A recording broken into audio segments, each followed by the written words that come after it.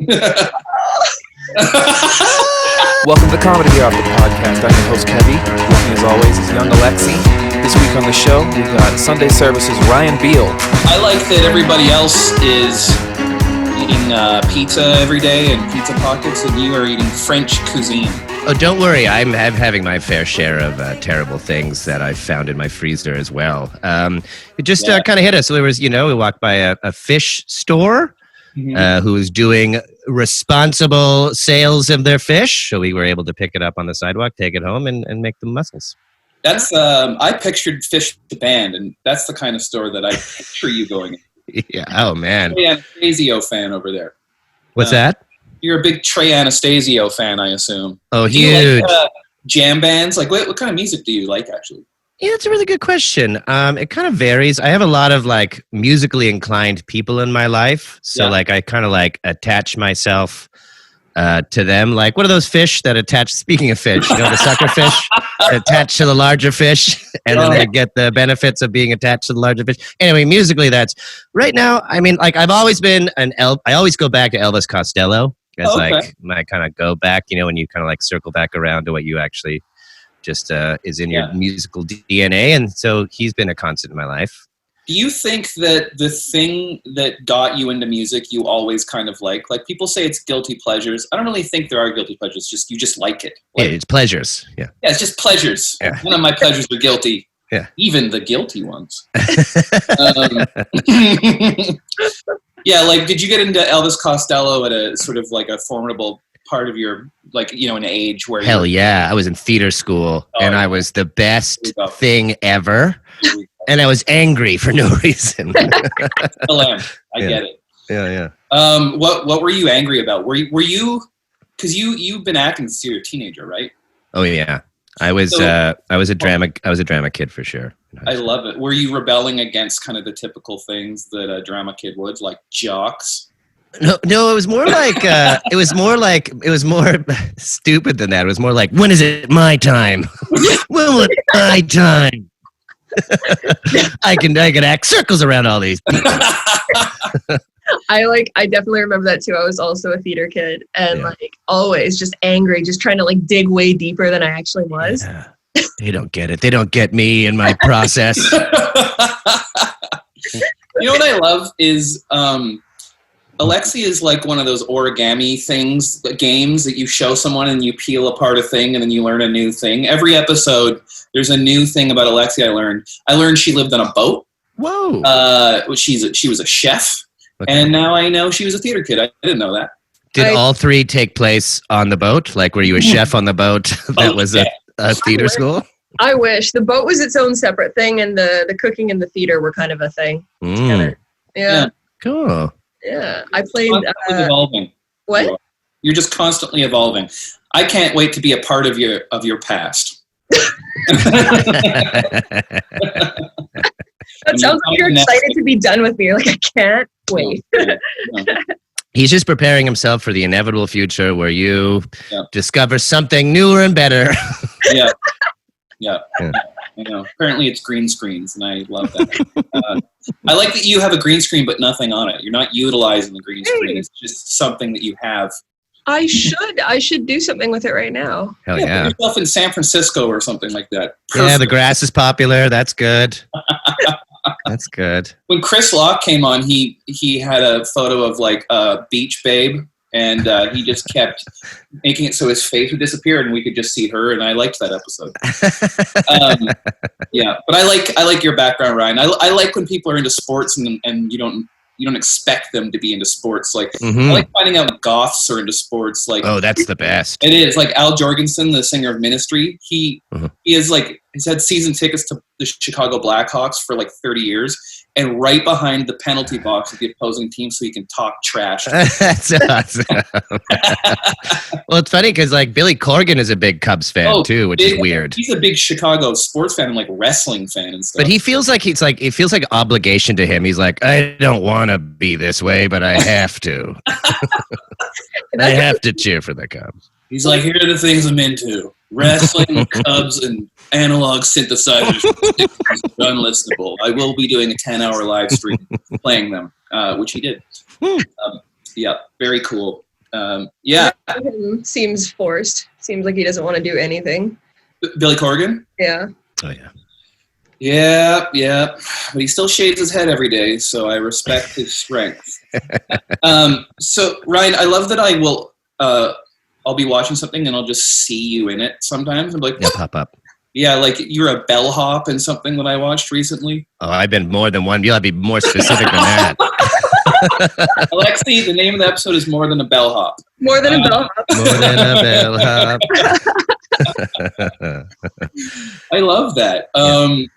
Was your first kind of big role the commercials, the A&W commercials? Like on film and TV for sure, because I went to theater school, as we talked about. I did like a theater degree in university, and I was doing mostly plays. And then I stumbled onto that series of commercials, and that sort of brought me back into the film and TV world, where I'm just a pop-up artist, one scene wonder, baby.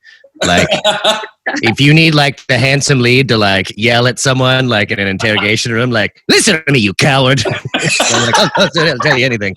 Tell you anything you want. I do that. I'm like a weaselly guy behind the desk that like the lead characters are like, oh, this moron can't find a reservation. This fucking bellhop. Yeah. That'd be cool if you played the same bellhop in every movie, but you kept getting fired from the hotel, and then you had the next hotel. Oh, I love that. Movie. That'd be cool. It'd be like Kevin Smith's universe or something. My own like underground game, movie to movie, playing the same role. That would be cool. When you were an angry teenager and you got your first role, did that change your vibe? Like getting a big payday when you're like pretty young is shocking and amazing feeling. Well, when I got that paid, I was like in my 20s, so I wasn't an angry teenager. I was an angry man child, I guess.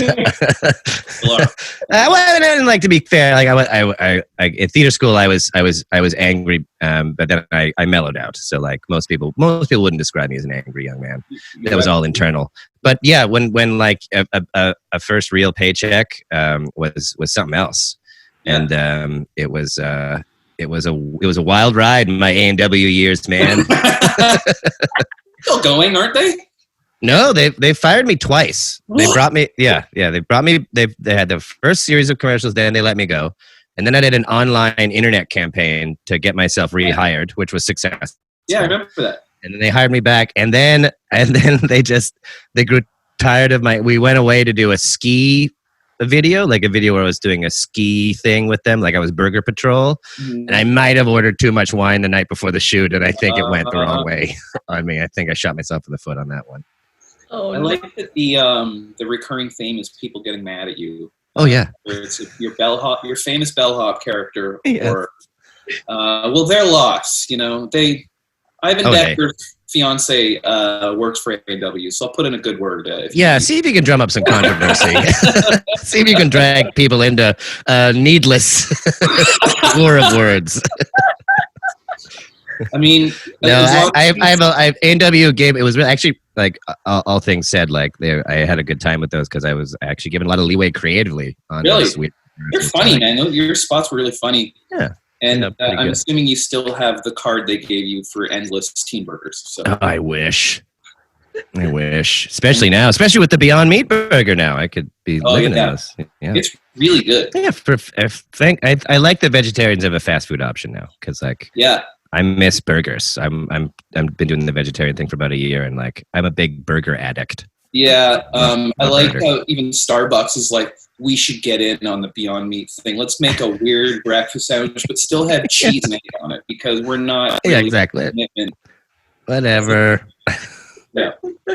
Good for you, Starbucks. Yeah. Speaking of which. Here you go. Wait, there's a Starbucks that's open? The one at the hospital beside my apartment. Right. I was in there just doing some routine blood work for fun, and I stopped by. Great place to hang out during the pandemic. Mm-hmm. You can really meet some interesting people. Because they get it. Yeah, they get it. They understand. They're lonely too. By the way, I have a friend who has like 5 roommates, and one of her roommates just tested positive for it. Oh no! Oh, yikes! Crazy. 5 roommates. I'm still 5 roommates. It's too many. Yeah. I'm still catching up to the COVID news. Like the five roommates is throwing me for a loop. My goodness. 5 roommates business. I can't even handle 1 roommate, so I can only imagine. Yeah. And it's more my antics. Like I think people can't handle me. People can't handle the cartwheels. Yeah. The yodeling. All the calisthenics, all the physical calisthenics I do in the yodeling. The oral ones, the yodeling. This is great. I want to bring it back to fish somehow, and I figure out how there. We'll figure it out though as we go along. Absolutely. Were you like a like I like your story about how you A&W got mad at you for drinking too much wine. Were you kind of a punk ass as a teenager? No, I was quite a good boy. I was a very good boy. I was a very good boy. I believe it. A very good boy. I mean, like, I had a little some counterculture flair, but for the most part, I went to the straight and narrow. I feel like your counterculture though would be like very Paul F. Tompkins-y, like I like 1920s jazz, you idiot. Yeah, and I'm gonna write a little play about it. It's free, so come on down. Like, what was your counterculture flair, and did you like you loved Elvis Costello? Mm-hmm. Did you think modern pop music was trash? What did I think about modern pop music? Did I think it was trash? I'm basically trying to find out what you were pretentious about, because I was really pretentious about modern pop music when I was a teenager, because I fancied myself a musician, even though I was not really, you know? Yeah. Well, I think what I became pretentious about really quick when I discovered it was improv. Awesome. Because I had a flair for it. And then I started as a teenager working with Instant Theater, which is a company in town, and they were doing long form improv, which was like kind of new on the scene, and it was a bit more avant-garde, theatrically based sort of stuff. And as soon as I started doing that, I was like, I think I know good improv. Okay, first of all, I do improvised theater. First of all. Second of all, so I became quite pretentious about improv when I was a young person. You were like, yes, and. Yes, and or, if I may. Oh, man, I would have hated to have said no in a sketch with you. I know. Well, I'm trying to figure out I think I liked some modern pop music. Yeah. I tried to start a club in high school. This isn't very comical. I tried to start the Archie fan club in high school. Not just to get we just wanted to get a picture, myself and Zach Gray from the Zolas. Really? Just wanted to get our picture in the yearbook. That was the only reason. So we started a club. We had to go on clubs day and sign people up for our club. And then we made it all. We didn't have a meeting all year. And then we got on the list for clubs to get their pictures taken. We were on the schedule, and the person taking the picture showed up, and he was like, "Where's the club?" And Zach and I were like, "Where's the club?" And then the picture taker said, "There can't be only 2 people in the Archie fan club," and left, and we didn't get a picture in. Didn't believe it. That's so funny. You didn't believe it. Great. Yeah. Alexi, we gotta have Zach on and ask him about the Archie fan club. Yeah, see what he remembers. It was a short-lived, long. How dare they? But we didn't get our picture in the yearbook in the end. I would have joined that club for sure. Yeah. Or was it the Saved by the Bell fan club? It was one of the two. Well, Zach is a big Screech head. He loves Screech. Reminds me of Screech. He loves Dustin Diamond. Loves Screech. Hey, Screech had a career, and he's in trouble though, isn't he? Did he murder someone? I just remember how he leaked his own pornography. Yeah, he did that. I think he might be loosely connected in a murder trial. I like that his thinking is probably like, it worked for Kim Kardashian, about to work for Screech. Screech. Equally as sexy, I think. Yeah. He was not related to Mike D of the Beastie Boys, right? That was one of those rumors that we all believed. An urban legend that people wish was true. But I do think he's probably as good a rapper. So. You heard it here.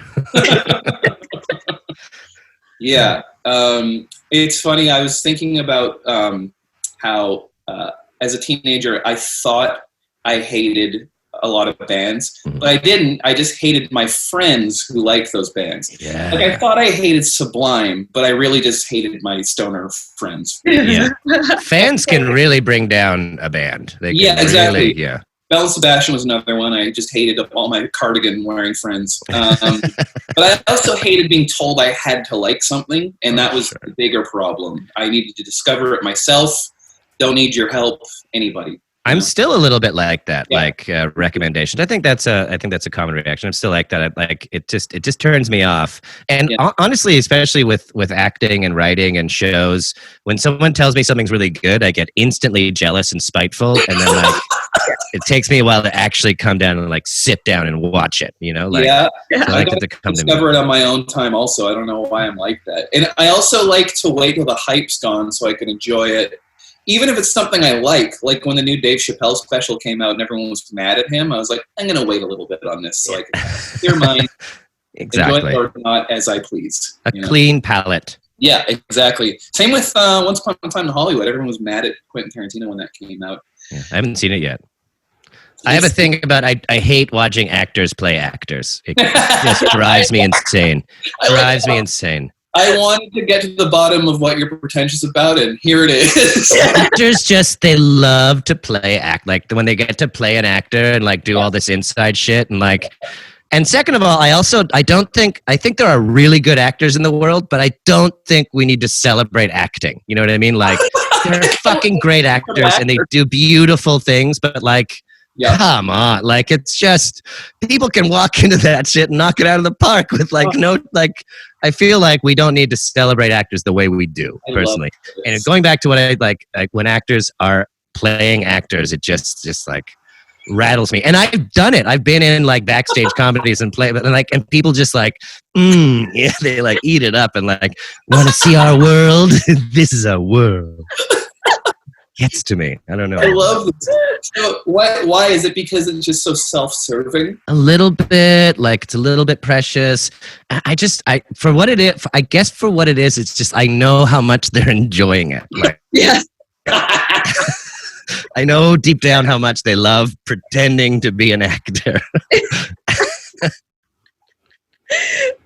Oh no. I don't know what it just gets me. Oh, I love it. You guys are frozen on I think what's that, Alexi? You guys are you guys were frozen on my end for a minute there. You guys are okay now. Alexi, Huh? Oh, okay. Oh, We there- back? Yeah. Are we back? it actually seems like you're floating in space because you're so Yeah, that's disconnected from us right now. That's what's wild. Where'd your arms go?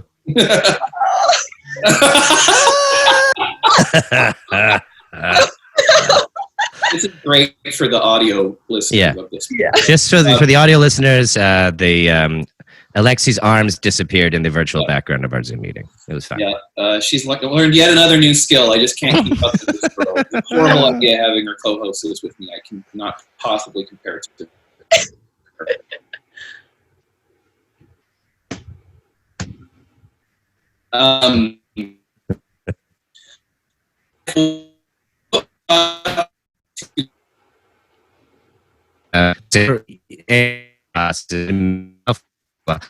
It's just easy in my mind. Like, how much can you actually hold in your head when you're doing acting? Like, how much can you remember? How much can you source? And then also just like, I don't know. I did a scene with Bruce Dern in this show, a movie called Freaks. Sick. Where he stabs me in the eye. Okay, yet And another he's a method you. guy. He's a method actor, and he apparently needed to be like a piece of shit, and so he could be angry to do the scene. And he was being so mean to everybody. What's he mean to you? No, it wasn't mean to me. He was nice, which was like crazy. Like he was like fine to me, but everyone was like producers, and he was just like letting the F-bombs fly. And then apparently, as soon as the scene was over, he was like, "Okay, I'm better now." It's like, what? That's emotional abuse. Straight up. We all just have to put up with that because that helps you pretend better. Feels like. That'd be funny if he got into acting just so he could be mean to people in an acceptable manner. Yeah. He's like, I actually Exactly. don't like I movies. love being a jerk. My true passion is cruelty. Yes. Yeah, I just love it. I love it. I'm the dentist from Little Shop of Horrors. That's why I became a dentist. But it's a fantastic film, and he's great in it. Just check out Freaks. It's wonderful. Okay. He got there. I play a person. I'm a service industry. I'm a short order cook. Oh yeah. Okay. Who sees too much and then gets stabbed in the eye and then shot by a bunch of cops. What? It's a wonderful movie, but like if you've had a conversation with me, I think I don't know if it would be a funny scene if you didn't know me, but if you know me, like it's fucking hilarious because I just get the short end of the stick on it, violence-wise. Sounds like, no, Ryan. Yeah. I need to have a speak with these Hollywood producers. Well, I didn't actually get stabbed in the eye. I don't know. Yeah. Pretty gullible. If I see it, I'm going to believe it. I don't know, man. There's this In Living Color sketch I liked when I was younger where it's this woman who's like an acting teacher, and she's very pretentious, and then she shows a sizzle reel of all her roles, and it's just guys going, "Shut up, bitch," and slapping her in the face in every movie. Right. Right. I would have a sizzle reel I would be like, quiet, nerd. Sit down, dork. And then sometimes they'd be nice to me too, but usually I'm the butt of the joke. Oh. Hey. You're so funny. Exactly. It's like in the movie Jackal when they shot Jack Black in the face. Oh, yeah. You're Canada's Jack Black. I've always said that. I wish. Heard it here first. And then, do you remember the first time you got drunk? Yes. Please tell us. Okay. Grade 9 party. Mm-hmm. And the house, and it was a bad scene because the house party, it was out of control. Classic situation. Young person's parents were away. Mm-hmm. She told everybody that there was a party. Everybody heard. And I remember my friend got rolled for his puffy vest. Oh, no. Puffy vests were very popular in the 90s, your puffy vests. So I was drunk, and it was like a bad trip at this. We're like, we gotta get out of here. I've got to face people who want to punch. I gotta go. Oh, no. Yeah, so that was my first time really being truly drunk and experiencing it. Oh my goodness. How old were you? Grade 9, I guess I was like 14. Yeah. Yeah. You feel like you're so getting away with something the first time? It feels perfect. My brain's fuzzy and I'm hilarious.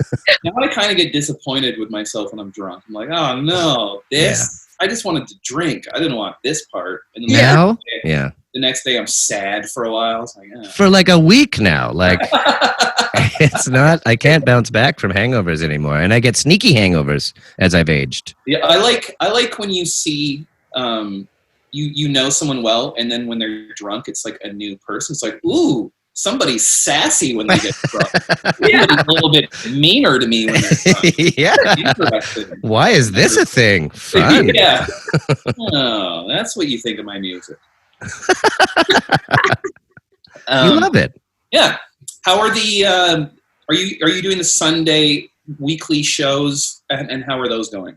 They're going pretty darn good, all things considering. Like at first it was super weird, obviously doing improv shows online to no audience too, because like you have no gauge really about if you're doing something funny. If you keep going with it, we've sort of remedied that by leaving all of our mics on in the group, so like even if we're not in the scene, we can like snicker and giggle at each other, which is sort of helpful. Yeah. But it's gotten better each time we've done it, and it's just nice because basically we want to be able to say we've never canceled a show, and we never have. I love that. Yeah, so like we're still going, but who knows if and when we'll be able to ever go back. That's what I'm thinking these days. Well, I mean, I don't know. I'm a pessimist. This is it. Comedy's illegal. When I drink, I become very pessimistic. You'll learn about me as the night goes on. Yeah, my philosophies just get very glass half empty. I throw the glass out the window. That's how negative I am. Maybe. I would like to, actually. There's a guy in my neighborhood that sings opera every day. And, also, yesterday at 7 p.m. when everyone's clanking their pots and pans, my neighbor put a guitar amp outside and played Seven Nation Army in its entirety. Okay, that's too much. That's ridiculous. I also don't think Who is that for? Who is that for? Jack White. Yeah, yeah. I saw Jack White in an antique store in Vancouver once. Really? I happened to be in there when he showed up, and they closed down the store, and I was just in the back. And he was buying. So he was like, you remember that? Remember that was a Michael Jackson documentary where he was just pointing at like things, how he's going to buy it, like way back when. It was like that with Jack White. He was like taxidermy, but he was like all weird Jack White stuff, like I want that taxidermied fox.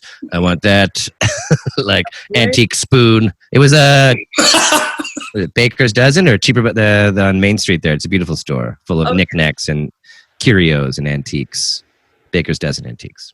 I want to know, great plug for those guys. I want to know where Jack White ends and Johnny Depp begins, because they're becoming the same person, I think.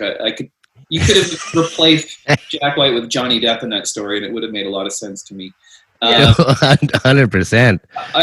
Jack White also might be a Cubs fan. I think I've seen him. I think there's a picture of him in a Cubs shirt at Wrigley. Like, he's a Detroit guy. Okay. So I wonder, but I would love to know that he loves baseball. That would be great. I saw Jared Leto shirtless. You're already laughing. I don't even need to. I love a Jared Leto story. I saw him shirtless on a unicycle by Science World, and that's exactly how I should see him. It would have been weirder if he was in a Prius. Yeah. Was he pretty good on the unicycle? Yeah, of course. Yeah. He's one of those guys who's very talented, and I still think he's a fucking poser for some reason. I don't know why. It's like, why? He's in a ton of iconic movies that I love. He is, but I don't know. It's just something about he's just got one of those faces you don't want to like him. And listen, I say that as a person who also has had that face from time to time. That's why I play people in movies and shows. They're like, I don't like that little weasel. I get it, Jared. I get it. Well, we like you, Ryan. Thank you so much. Before we go, do you have any? Before you were acting, did you have any day jobs? Yeah, a few. I in high school worked at Dairy Queen. Oh God, yes! I love it. You're like the third. Andrea Jin worked at Dairy Queen, and he was talking about how they made her practice doing a little loop on the ice cream. And oh yeah, my Dairy Queen was rad too. It was like Lord of the Flies because it was a franchise. The owner was never there, and it was run by these two older dudes who were like doing whippets in the back, just going crazy. There was a scheme at the Dairy Queen, like how like when someone would buy a cake, you'd just do the math in your head, but the dudes would like punch in like a blizzard on the old cash register and then like just give the change and then pocket the rest. You know what I mean? There's a lot of shit. My brother worked there too, so it was like the Beil brothers, notorious at the Dairy Queen. But I was so much more of a nerd. I was so embarrassing for my brother. He was like super cool, drinking with them after their shifts. I never got to work on the grill. I just couldn't hack it. I was never a grill guy. Yeah. Why? Was it just too hot? I wasn't good at like having multiple things on the go at once. I like it. You're not like flame broiling it, right? They're like, Bill, you're on sprinkled. Yeah. And I was like, yes, sir. And some acting agent was like, that kid's got something. That voice. So jarring. You have a great voice. You have a very commanding, actory voice. I love it. Thank you very much. I like my voice too. And then I worked at a call center. I sold newspapers poorly for a little while too. How mean were people to you when you called them? Oh, so they were so mean. And then sometimes I would make sales, but it was only ever to elderly people who were just like lonely and happy to talk. And so it was like it was a very not fun place to be in the world. Yeah. But they appreciated the phone call. Yeah. They sent you $10 on your birthday. Yeah. I still know a lot of them to this day. I made some really great friends. Yeah. That would be hard if you just made friends with a bunch of older people and then you just had to do like a funeral tour 1 year. I smell a sitcom, actually. That's pretty awesome. I like how you said the depressing thing about how we may never get out of this, and then I trumped it with my funeral tour. Yeah, I know. We'll get out of it. Hey, everyone. Sorry, we'll get out of it. It'll just be a new imagined. I just like I don't know what's going to happen. I don't know when people are going to be comfortable going to like enclosed spaces to watch people talk. We'll see.